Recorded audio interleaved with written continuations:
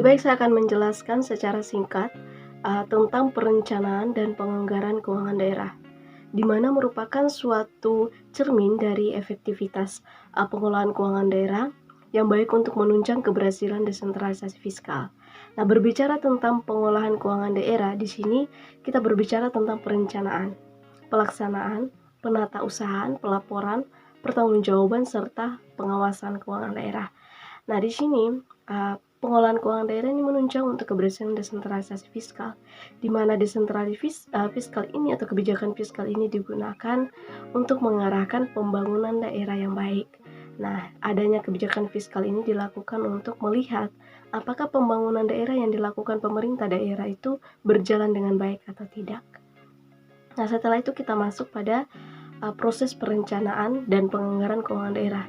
Yang pertama sekali itu adalah penyusunan RPJPD atau yang disebut dengan Rencana Pembangunan Jangka Panjang.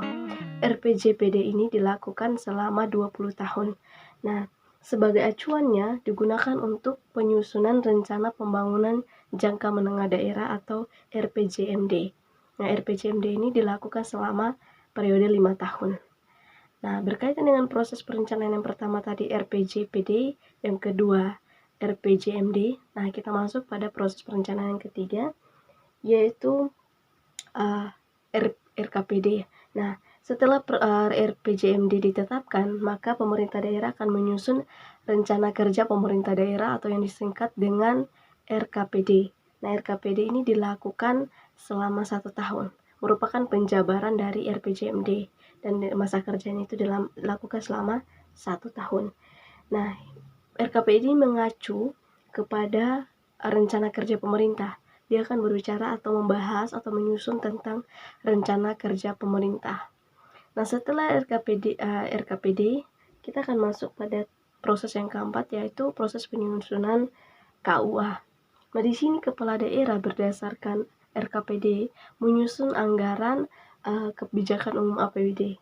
Nah, rencana kebijakan umum APBD ini yang telah dibahas bersama DPRD, selanjutnya akan disepakati menjadi kebijakan umum APBD atau disebut dengan KUA.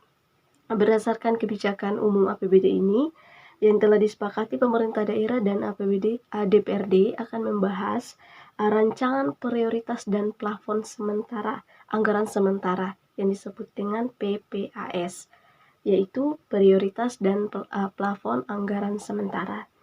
Nah, setelah disampaikan kepala daerah, maka akan menerbitkan pedoman penyusunan rencana kerja dan anggaran yang biasa disebut dengan RKA atau SKPD sebagai pedoman kepada SKPD menyusun RKA SKPD berdasarkan nota kesepakatan.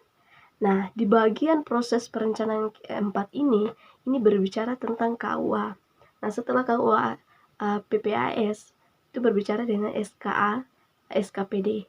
Nah, di hal inilah, proses inilah yang berbicara tentang berkaitan dengan anggaran-anggaran yang ada pada pembangunan daerah. Artinya bahwa terhadap proses rencana itu akan dibahas anggaran-anggarannya di dalam penyusunan KUA, PPAS, dan SKA, SKPD.